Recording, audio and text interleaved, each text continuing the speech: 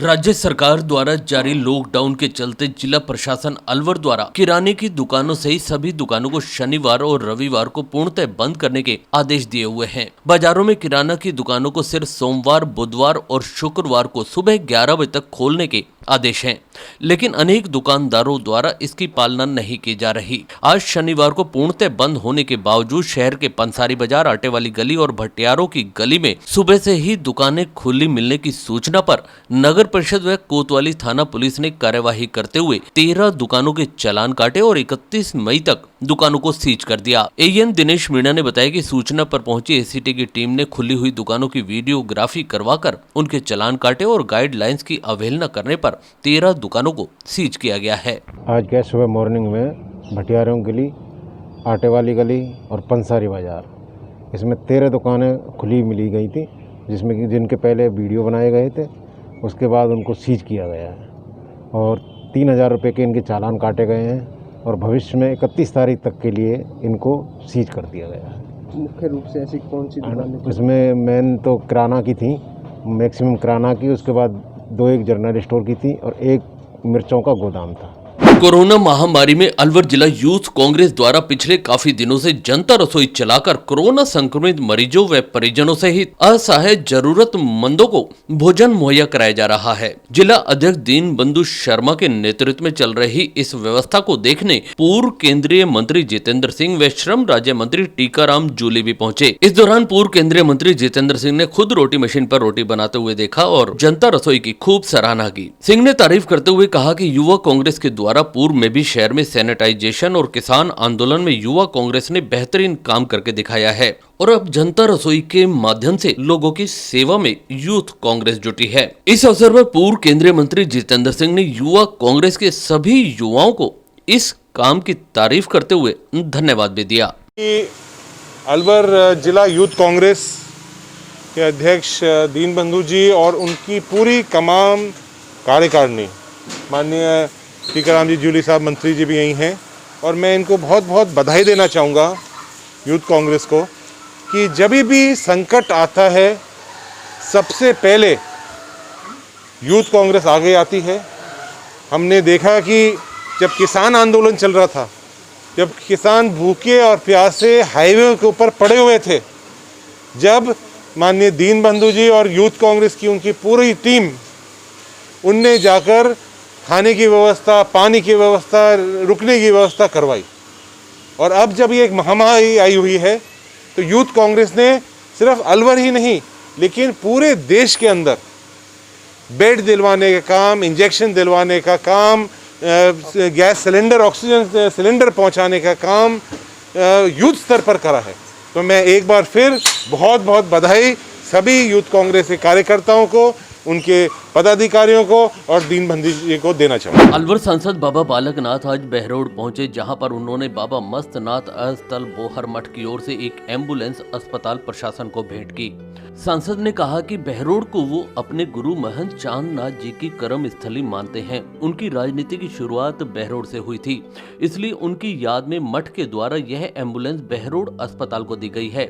इस दौरान सांसद योगी ने कहा कि क्षेत्र में किसी भी तरह की चिकित्सा सुविधा की समस्या नहीं आने दी जाएगी और वह उसे प्रमुखता से समाधान करने के लिए हमेशा तत्पर हैं। उन्होंने कहा कि कोरोना काल की इस दुख की घड़ी में सभी को एक साथ खड़े होकर मुकाबला करना चाहिए, ना कि राजनीति। इस महामारी में सभी को अपना योगदान करना चाहिए, चाहे वह छोटा हो या बड़ा।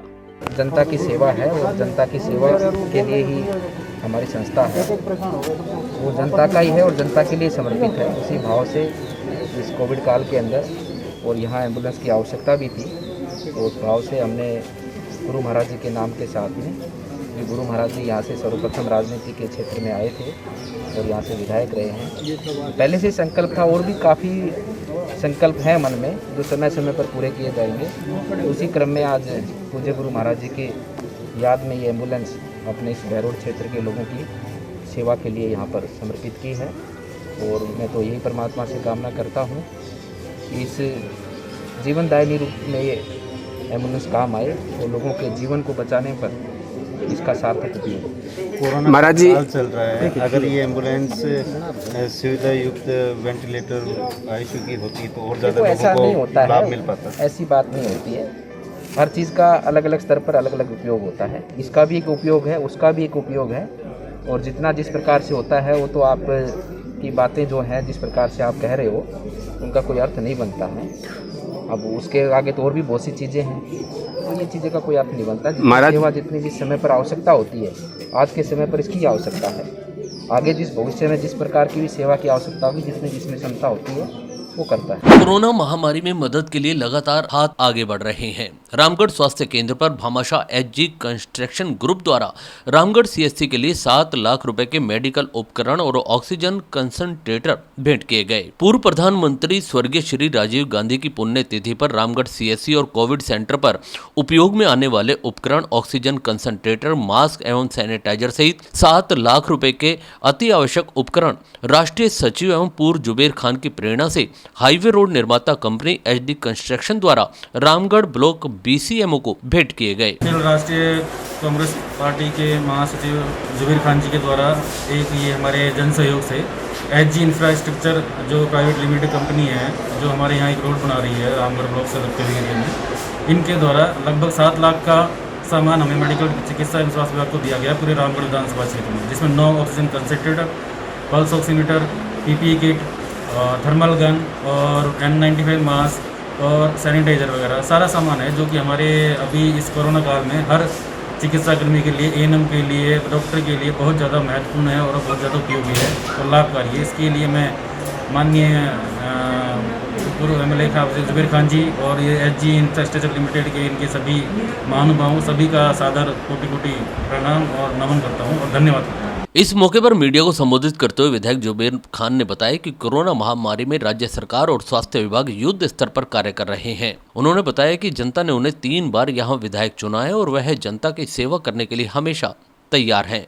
कोरोना की जो बीमारी चल रही है, इसमें सरकार तो अपनी तरफ से जो कर रही है, विभाग भी कर रहे हैं, मेडिकल भी कर रहे हैं, लेकिन जनता के सेवक होने के नाते, जागरूक नागरिक होने के नाते हम अपना कर्तव्य समझते हैं कि हम अपने पास से या भामाशाहों से, संस्थाओं से अलग से भी मदद करा सकें। तो आज जो कंसंट्रेटर यहाँ दिए गए हैं रामगढ़ विधानसभा में, ऑक्सीमीटर दिए गए हैं, थर्मामीटर दिए गए हैं, मास्क दिए गए हैं, सैनिटाइजेशन दिया गया है, रेगुलेटर्स दिए गए हैं, ये सब दानदाताओं और भामाशाहों के योगदान से मदद कराई जा रही है और निरंतर कराई जा रही है। और मैंने निवेदन भी किया है डॉक्टर और स्टाफ से कि भाई सरकार और एमएलए और एमपी तो जो कर रहे हैं, लेकिन एक को मैंने भी इस जनता को मुझे मौका दिया है, 3 बार विधायक चुना है, तो मैं अपना कर्तव्य समझता हूँ कि मैं अपने इन्फ्लुएंस से जितनी मदद कोरोना काल में कराई जा सकती है कराऊंगा, और इसी के लिए तत्पर हूँ। इसी के कारण आज यहाँ सामान दिया है। सरकार द्वारा कोरोना महामारी इलाज को मुख्यमंत्री चिरंजीवी योजना में शामिल करने के बावजूद लोगों को इसका फायदा नहीं मिल पा रहा। गोविंदगढ़ तहसील क्षेत्र के ग्राम रामबास निवासी निरंजनलाल शर्मा ने कांग्रेस के राष्ट्रीय सचिव से इलाज के खर्च 1,20,000 रुपए दिलाने की मांग की है। प्राप्त जानकारी के अनुसार निरंजनलाल शर्मा की पत्नी विमलेश का इलाज सीएससी गोविंदगढ़ में चल रहा था, जहां से 8 मई को ऑक्सीजन लेवल कम हो जाने के कारण उन्हें अलवर राजकीय सामान्य चिकित्सालय में रेफर कर दिया गया, जहां से उन्हें ऑक्सीजन लेवल कम होने के कारण भर्ती करने से मना कर दिया। मजबूरन उन्हें अलवर के एक निजी अस्पताल में भर्ती होना पड़ा, जहाँ इलाज में उनका 1,20,000 रुपए का बिल बना, जिसे उनके द्वारा चुका दिया गया, लेकिन खाद्य सुरक्षा का लाभ उन्हें नहीं मिल पाया और राज्य सरकार के द्वारा चल रही चिरंजीवी बीमा योजना का भी लाभ नहीं मिल पाया, जिसको लेकर निरंजनलाल शर्मा ने कांग्रेस के राष्ट्रीय सचिव जुबेर खान को ज्ञापन सौंपा और उन्हें इलाज के दौरान खर्च हुए राशि चिरंजीवी स्वास्थ्य बीमा योजना के तहत दिलवाने की मांग की। इस समय बीमार की जब ऑक्सीजन कमी आती है तो ऐसी स्थिति होती है, तो ऐसी स्थिति होती है कि मरीज को कुछ नहीं सूझता है, उसके परिजन ये चाहते हैं कि हमारा आदमी बचना चाहिए। तो सरकारी हॉस्पिटल उसको एडमिट नहीं करते हैं तो प्राइवेट में जाते हैं। अब वहाँ सिफारिश करवाने में जितना टाइम लगता है इतने में मरीज भी मर सकता है, इसलिए इन्होंने पटेल हॉस्पिटल में अपनी पत्नी का इलाज कराने के लिए दाखिल कराया। वहाँ इनका 1,20,000 रुपये उठा। तो मैं कहता हूँ कि ये बीमा ही है और उसके बिल भर्ती हुआ है, रिकॉर्डेड भर्ती है, तो इसका भुगतान होना चाहिए चिरंजीवी योजना का। फिर मतलब क्या हुआ? मान लो कि ऐसी स्थिति में भी यदि व्यक्ति को कोई लाभ नहीं मिलेगा तो ये इस योजना का महत्व समझ में नहीं आ रहा है क्या। लक्ष्मणगढ़ थाना क्षेत्र के गोठुड़ू गुरु गांव में मोबाइल उठाकर बात करने पर दो पक्षों में खूनी संघर्ष हो गया, जिसमें करीब दोनों पक्षों के 1 दर्जन से ज्यादा लोग जख्मी हो गए। सभी घायलों को लक्ष्मणगढ़ अस्पताल ले जाया गया, जहां से उन्हें गंभीर स्थिति के चलते राजीव गांधी सामान्य चिकित्सालय के ट्रॉमा वार्ड में रेफर कर दिया, जहां दोनों पक्षों के लोगों का इलाज चल रहा है।